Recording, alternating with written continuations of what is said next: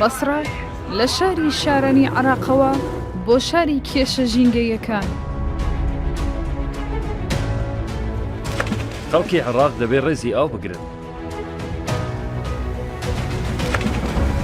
ئەوەی دروست بووە هەمووی بەهۆی کار و چالاکیەکانی مرۆڤەوەیە لێرە.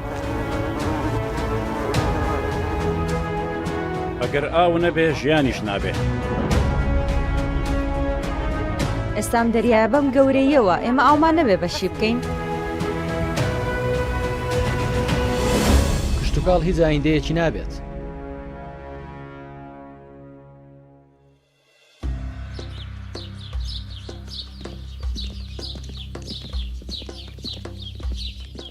دارخورمای جۆری برحی لە دیارترین ئەو جۆرە دارانەیە کە مەترسی لە ناوچوونی لەسرە بەهۆی سوێربوونی ئاو لە عێراق. بە پشبەستن بە لێکۆڵینەوە زانستی و مێژوویەکان، شاری بەسڕە و ناوچەی کەندا و نیشتیمانی ڕەسەنی دارخورمان بەهۆی پلەی گەرمی و ڕێژەی شێگونجاو بۆ گەشەی دارخورما.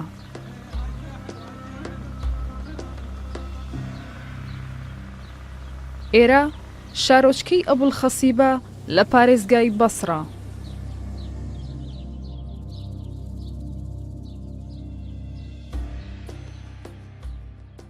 ئەندەزێر مەحموود، ئەو ناوچەیە نیشتیمانی ڕەسەنی خورمای برحیە؟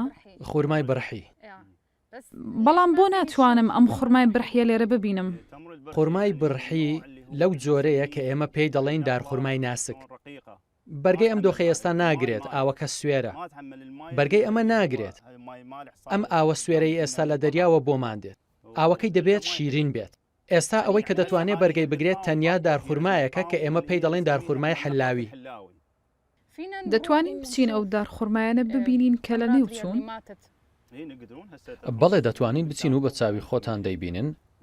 پێشتر لەم شوێنە ئەوەندە دارخورما زۆر و چڕ بووە تیشکی خۆر نەگەیشتۆتە سەرزەوی و بەنێو دارەکان دەڕۆیشتی تیشکی خۆرت نەدەدی لەبەر چڕوپڕی دارخورماکان.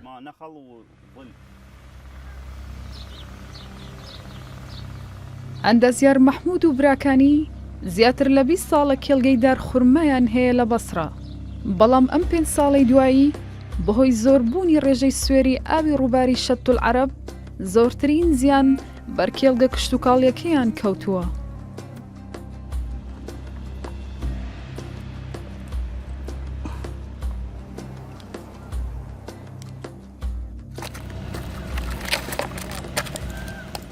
ئەو ئاوە بەکاردێنن بۆ ئاودانی دار و درەختەکانتان؟ بەڵێ بۆ ئاودانی دارەکانە. پێشتر ئێرە هەمووی چێندرا بوو بە وەرزی خۆی چاندنمان تێدا دەکرد. جگە لە دارخورما نەبق و تو بەرهەمی دیکەش هەبوون. بەڵام ئێستا هەموو بەرهەمەکان لە نێو چوون و هیچیان نەماون. تەنانەت خورما کە چەند بەرگریەکەی بەهێزە ئێستا ئەویش بەرگە ناگرێت و دەمرێت. ئەمە هۆکاری ئەم ئاوەیە. ئاوەکە سوێرە و پیسیشە. واتە سوێرە و پیسیشە؟ پیسە و ئاوی زێرابیش دێتەوە ناوی. وەک دەبینیت ئاوی زێراب و چڵکی و پیسایی هەمووی تێدایە.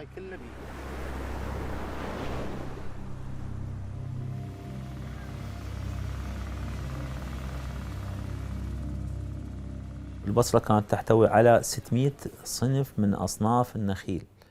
بەسڕە جاران نزیکەی 600 جۆر دارخورمای هەبوو. هەموو ئەم جۆرانەش لەوانە بوون کە کوالیتیان زۆر بەرزە. بەڵام ئێستا ئەم جۆرانە کەم بوونەتەوە بۆ ئێستا نزیکەی 70 هەتا 100 جۆرمان ماون. نێودارترین جۆری خورماش لەسەر ئاستی جیهان خورمای برحیە کە بەسڕە نیشتیمانە ڕەسەنەکەیەتی. ئەم جۆرە ئێستا لەسەر ئاستی جیهان ناسراوە، بەڵام نیشتیمانە ڕەسەنەکەی بەسڕێەوە و بە دیاریکراوی ناوچەی ئەبولخەسیبە. ناوچەیە کە پێی دەڵێن بەڕاحە. بەڕاحە خاکێکە کشتتوکاڵی تێدا نابێ. ئەم خورمایش لەوێ لە جۆری بەزریەوە گۆڕاوە و ڕواوە و خاوەنەکەشی کە تەماشای کردووە بینیوێتی لە جۆرێکی نایابە. گرنگی زیاتری پێداوە و لەوێەوە ئەم جۆری دارخورمای برحیە پەیدا بۆ کە ئێستا لە جۆرێکی زۆر نایابە و لەسەر ئاستی دنیا لە پلەی یەکەم دێت.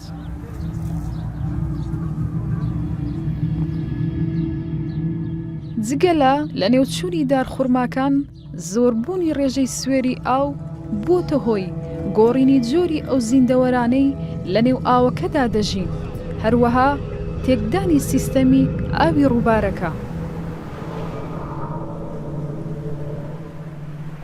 صعود الملوحة في شط العرب زیادبوونی ڕێژەی خوێ لە ناو شەت العەرەب بووە بەهۆی هەڵکشانی خوێ بەرەو هۆڕەکان و سوێرکردنی ئاوی هۆڕەکانیش. ئەمە کاریگەری داناوەتە سەر ڕێڕەوی شەت العەرەب و هۆڕەکانی ناوچەی بەسڕەش. لە ناو ئاوی هۆڕەکانی بەسرا ڕێژەی خوێ زۆر بەرز بووەتەوە. بەهۆی ئەمەوە هەمە ڕەنگی بایۆلۆژی کەوتۆتە مەترسیەوە و تەنانەت هەندێک جۆری زیندەوەر بە یەکجاری لە ناوچوون. یان لە زیندەوەری ناو ڕووبارەوە گۆڕاون بۆ زیندەوەری دەریایی. بۆیە سروشتی هەمەڕەنگی زیندەوەرە ئاویەکانی شەت العەرەب بەشێکیان گۆڕاون بۆ زیندەوەری دەریایی.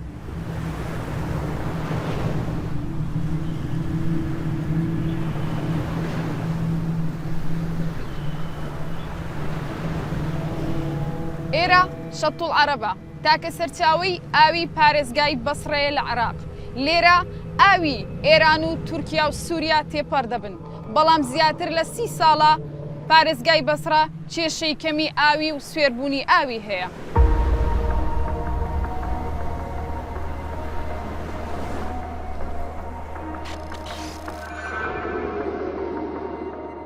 شەت العەرەب ڕووبارە سەرەکیەکەی پارێزگای بەسڕە درێژیەکەی 200 کیلۆمەتر دەبێت. ئەم ڕووبارە لە شوێنی بەیەک گەیشتنی هەریەک لە ڕووبارەکانی دیجلە و فرات لە شارۆچکەی قورنا لە باکووری ڕۆژ ئاوای پارێزگای بەسڕە دروست دەبێت. جگە لە ڕووبارەکانی دیجلە و فرات، زەلکاوەکانی خوێزە لە ڕۆژهەڵاتی ڕووباری دیجلە و ڕووباری کارون لە ڕۆژهەڵاتی پارێزگای بەسڕە پێکهێنەری سەرەکی ئاوی ڕووباری شەت العەرەبن. ئەم ڕووبارە لە شارۆچکەی قورنە درێژ دەبێتەوە تاکو شارۆچکەی فاو لەو دەرچەیەوە دەڕژێتە نێو دەریای کەنداوی عەرەبی یاخود کەنداوی فارس.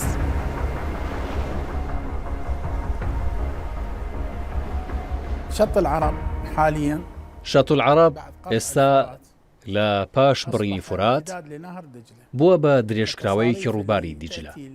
ئەو ئەوەی دەڕژێتە شەت العەرەبەوە تەنیا لە ڕووباری دیجلەوە دێت. ئەو ئاوەش لەم ڕۆژانەدا نزیکەی 90 بۆ 95 مەتر سێجایە لە چرکەیەکدا. ئەم بڕش لە وەرزی هاویندا بەهۆی زۆر بەکارهێنانی ئاو بەش ناکات. ئەمە بووەتە هۆی گەڕانەوەی ئاوی دەریا و هاتنەوەی بۆ ناو ڕێڕەوی شەت العەرەب. هەرچی ڕووباری کارونیشە بڕی ئاوەکەی ئێستا لەم کاتەدا سفرە. هۆڕەکانی حوێزەش هیچ پڕئاوێک لە حوێزەوە بەڕێ ڕووباری سوێبدا ناگاتە شەت العەرەب. ئەو ئاوەی ئێستا تەنیا لە ڕووباری دیجلەوە دێت.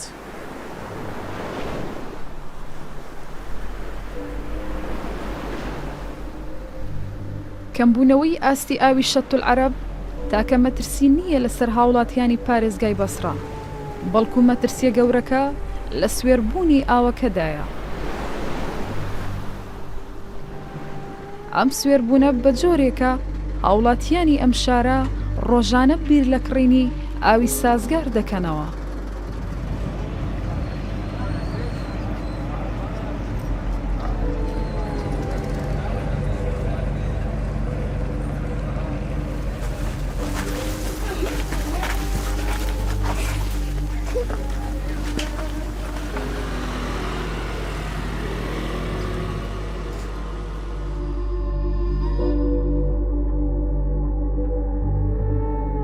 باشە ئێوە ماڵتان لە نزیک شەت العەرەبە، بۆچی کێشەی ئاوتان هەیە؟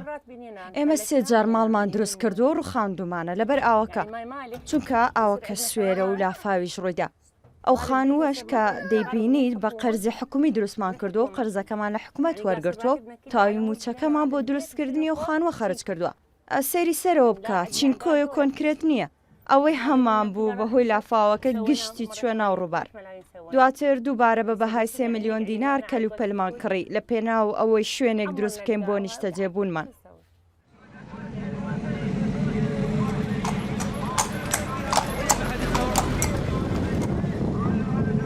ژیان لە بەسڕە ئەوەندە سەخت بووە بە هەر کۆڵانێکی ئەو شارە بڕۆیت چیرۆکێکی ناخەژێن بەرۆکت دەگرێت.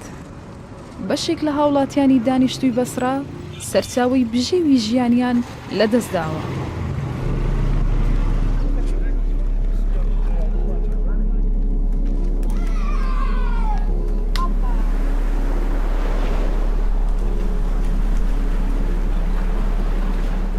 تۆ ماسیگری؟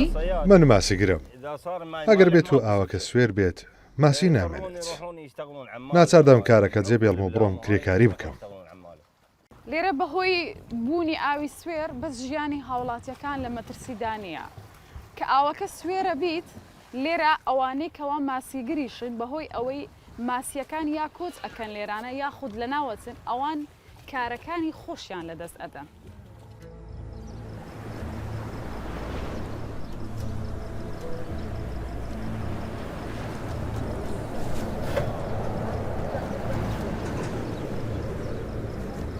گۆڕانەکانی کەشوهەوا بە یەکێک لە هۆکارەکانی ئەم کێشەیە دادەنرێت. بەرزبوونەوەی پلەکانی گەرما، بەرزبوونەوەی ڕێژەی شێو و دروستبوونی لافاو، بەشێکی دیکە لە هۆکارەکانی ئەم کێشەیە نێودەوڵەتیە، وەکو گرتنەوەی ڕووباری کارون لە نێو خاکی ئێران گرفتەکەی پارێزگای بەسڕەی گەورەتر کردووە.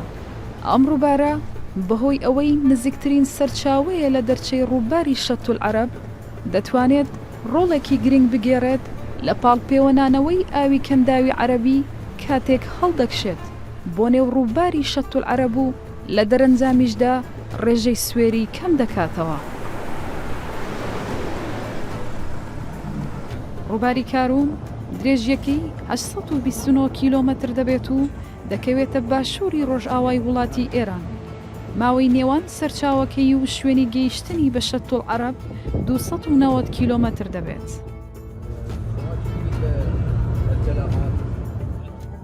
سەرەرای مەترسیەکانی دەربازبوونی سنوور دەبوایە سنووری نێوان عێراق و ئێران ببڕم و بۆ ئەوەی ڕووباری کارون لە نێو خاکی ئەو وڵاتە ببینم، چونکە ڕووباری کارون لە نێو وڵاتی ئێران سەرچاوەی بەرهەمهێنانی کارەبا و ئاودێری و کشتتوکاڵە، بەڵام گرتنەوەی ڕووبارەکە بۆتە هۆکاری کەمبوونەوە و سوێربوونی ئاوی شەتول عەرەب لە عێراق.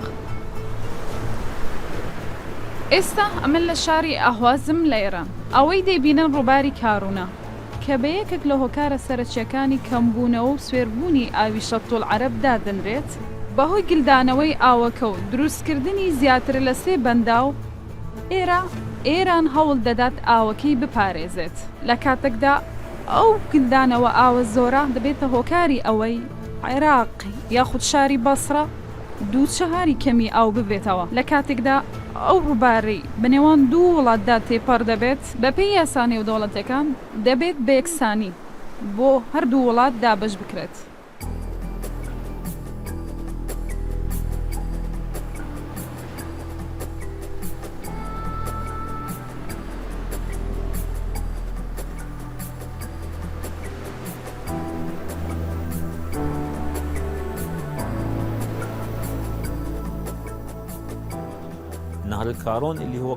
ڕووباری کارون کە جاران سەرچاوەیەکی سەرەکی ئاوی شەتل عەرەب بوو، ئێستا کە هەڵکشان ڕوودەدات بەڕاستی هەر ئەوەیە کە دەبێتە هۆی ئەوەی ڕێژەی سوێری ئاوەکە زۆر بەرز بێتەوە.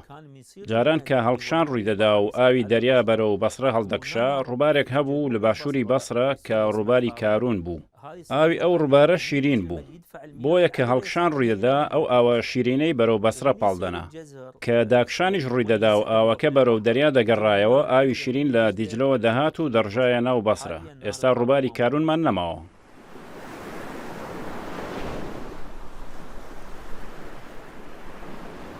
لە نێوخاکی عێراق دوورگەی ئومرەساز گونجاوترین شوێن بوو بۆ بینینی دیمەنەکانی گرتنەوەی ئاوی ڕووباری کارون کە دەگاتە شەتول عەرەب، بەڵام لەبەر هۆکاری ئەمنی هێزەکانی پاسەوانی سنووری عێراق ڕێگایان نەدا لەو سنوورە نزیک ببمەوە.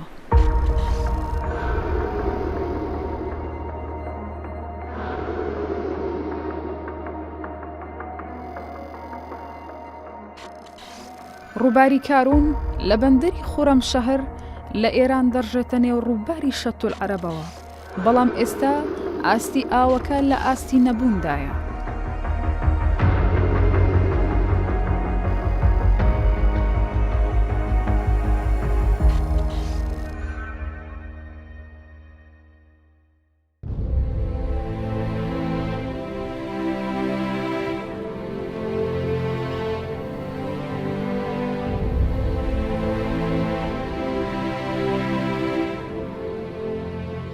کەم تەرخەمی هاوڵاتیان و لایەنە بەرپرسەکانی حکوومەتی عێراق هۆکارێکی دیکەی خراپتربوونی دۆخەکەیە.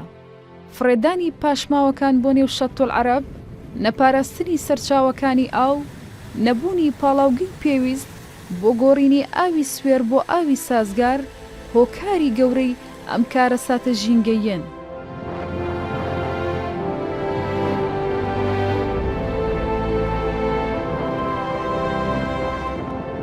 هەروەها پاڵاوگەی حەمدان، تاکە پاڵاوگەی پاڵاوتنی ئاوەڕۆی ماڵانی بەسڕەیە کە ناتوانێت تەواوی ئاوی ئاوەڕۆکان کۆبکاتەوە، بۆیە دەبینین زۆر جار ئاوەڕۆکان دەڕژێنە نێو سەرچاوەکانی شەتۆل عەرەب.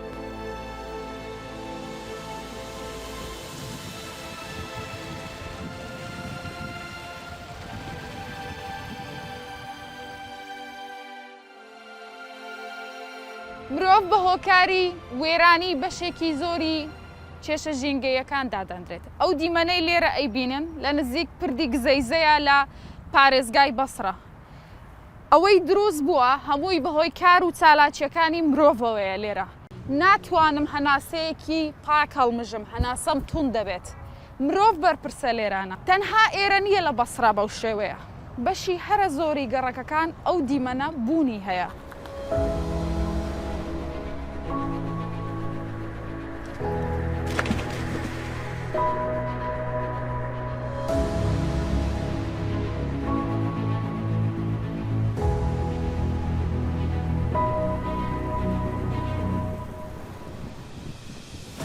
پێویست بوو ئاستی سوێری TDS لە سەرچاوەی شەتۆل عەرەب و بۆڕی ماڵان وەربگرم، تاوەکو لە ئاستی سوێری ئاوەکە دڵنیا ببم و بزانم ئایا بۆ خواردنەوە گونجاوە یاخود نا.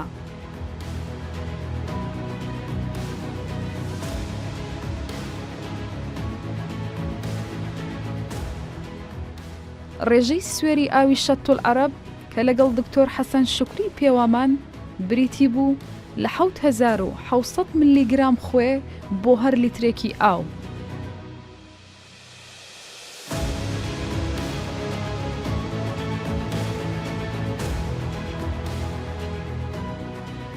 بەڵام ئاستی سوێری ئاوی بۆڕی ماڵان کە لە تاقیگەی کوالێتی ئاو پێوامان بریتی بوو لە 2,700 ملیگرام خوێ بۆ هەر لیترێکی ئاو. هیچ کام لەم دوو ڕێژەیە بۆ خواردنەوە دەست نادەن. بە پێی ستانداردەکانی ڕێکخراوی تەندروستی جیهانی، ئاستی سوێری ئاوی خواردنەوە نابێت لە 600 ملیگرام خوێ بۆ هەر لیترێکی ئاو زیاتر بێت.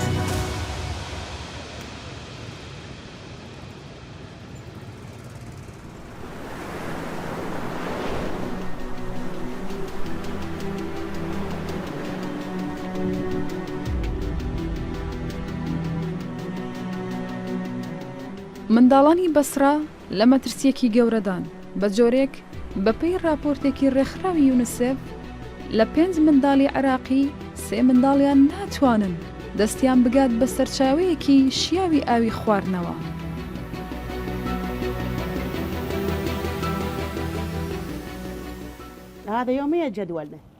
ئەمە ئیشی ڕۆژانەی ئێمەیە. تەنانەت ڕەنگە کەشی گۆڕاوە، جاران ئاوان نەبوو، بەخودا ئاوان نەبوو. ئێستا ڕۆژی ئێمە نازانم چۆن پێت بڵێم، ڕۆژمان خراپە و منداڵەکانمان هەموو نەخۆشن و ئەوەکەمان سوێرە. تەنانەت ئاویش کە دێت پیسە، زۆر پیسە، ئاوێک نییە بتوانیشتی پێ بشوی. چی بکەین؟ خوا هاوکار و پشتیوانمان بێت.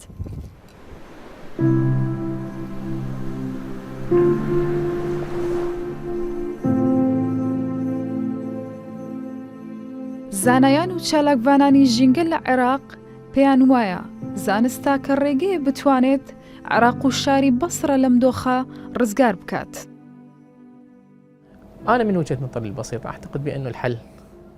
بە تێڕوانینی سادەی خۆم پێم وایە چارەسەرەکە ممکینە، ئەوەش بە دوو ڕێگا دەکرێت. یەکەمیان لە ڕێگەی دروستکردنی بەنداوێک، دیارە بەنداو بەمانای بەنداو نا، بەڵکو بەمانای بربەست. بەنداو دەبێت دەریاچەیەکی لە پشتەوە بێت و زۆر شتی دیکەش. بەڵام ئەوەی من دەڵێم بربەستێکە کە بتانی لێەوە کۆنتترۆلی بەردانەوەی ئاو بکەی و ئەو ئاوە بپارێزی کە لە پشتیەوە هەیە. چارەسەری دووەمیش بریتە لە دامەزراندنی وێزگەی پاڵاوتنی ئاو. بێگومان زۆر گرنگە کە هەرچی زووترە پاڵاوگەی لەو جۆرە دابنرێن.